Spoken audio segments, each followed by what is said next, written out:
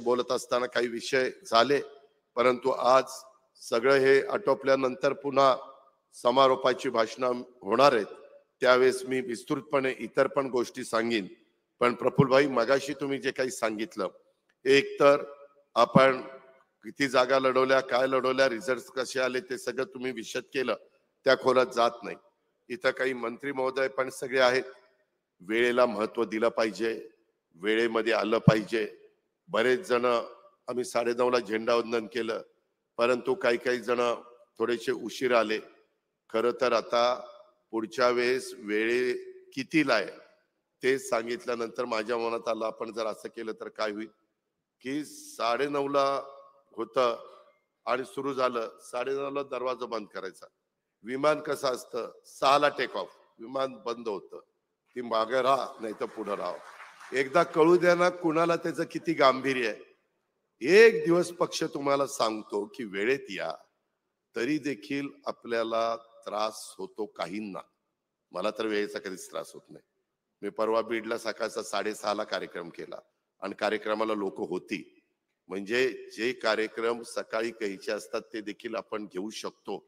हे अनुभव मी माझ्या राजकीय जीवनात घेतला. पुणे जिल्ह्यात पण बऱ्याच जणांना माहिती आहे.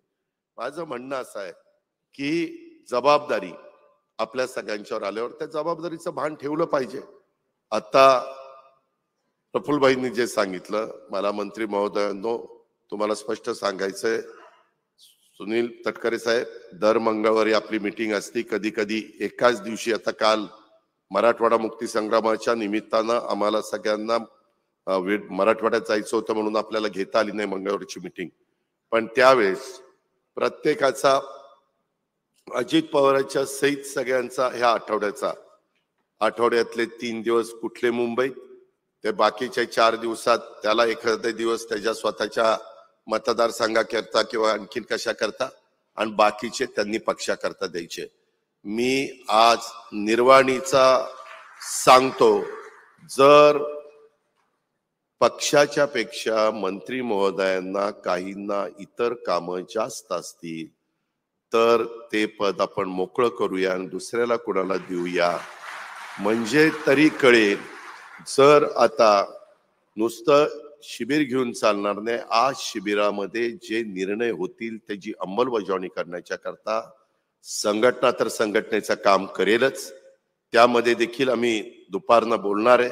काही गोष्टी आपल्याला त्याच्यामध्ये बदलवायच्यात. पूर्वीच्या काळातलं आम्ही ज्यावेळेस राजकारणात आलो किंवा आमच्या आधी भुजबळ साहेब राजकारणात आले त्यावेळेसचं राजकारण आणि आताच्या राजकारणामध्ये जमीन आसमानचा फरक पडलाय. सोशल मीडिया ऍक्टिव्ह झालाय.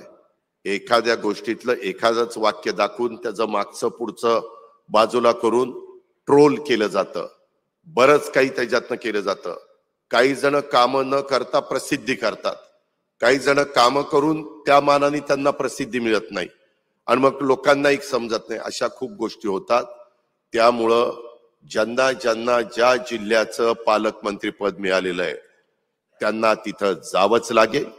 ते फक्त 1 मे, 15 ऑगस्ट, 26 जानेवारी नाही, त्या दिवशी तर जावंच लागेल. परंतु त्याच्या व्यतिरिक्त त्यांना इतर पण जे काही जिल्हे आणि तालुके दिले जातील आणि तिथं गेल्यावर तिथला जिल्हाध्यक्ष, तिथले प्रमुख पदाधिकारी, आमदार जे आपल्या पक्षाचे, त्यांना बरोबर घेऊन आपल्याला लोकांच्या मध्ये फिरावं लागेल. कधी कधी काही मंत्री जातात परंतु तो जिल्हाध्यक्षालाही विचारत नाही, तिथं बघत पण नाही, त्याच्याशी बोलत पण नाही. अरे बाबांनो, तो आपल्या परिवारातला एक घटक आहे, असं करू नका. आता तसं आपल्याला करून चालणार नाही. माझ्या सहित सगळ्यांना ज्या काही छोट्या मोठ्या चुका होत असतील त्या दुरुस्त कराव्या लागतील, नाहीतर खुर्ची खाली करावी लागेल. एवढीच नोंद आपण सगळ्यांनी घ्या. आपण म्हणजे मंत्री महोदयांनी, सगळ्यांनी नाही. त्याच्यामुळे आमदार पण जरा खुश झाले असतील. करा करा, काहीतरी कमी करा मित्रांनो. पण हा हसण्यावर घेऊ नका. मगाशी कार्याध्यक्षांनी थोडस याबद्दल विस्तृत सांगितलं म्हणून हा विषय मी तुमच्या सगळ्यांच्या समोर बोलला. ती गोष्ट तितक्याच गंभीरतेने आपण सगळ्यांनी म्हणण्यापेक्षा मंत्रिमंडळातील माझ्या सहकाऱ्यांनी घ्यावी, अशा पद्धतीची पुन्हा एकदा त्यांना विनंती करतो. आपण मोठ्या संख्येने आला. जेवढं काही चांगल्यातलं चांगला तुम्हाला सर्व्हिस देता येईल ती सर्व्हिस देण्याचा प्रयत्न प्रांताध्यक्ष आणि त्यांच्या सगळ्या टीमनी केलेला आहे. कुठं काही छोटं मोठं राहिलं असेल तर तुम्ही सांभाळून घ्या, एवढंच याबद्दल सांगतो. पुन्हा एकदा आपल्या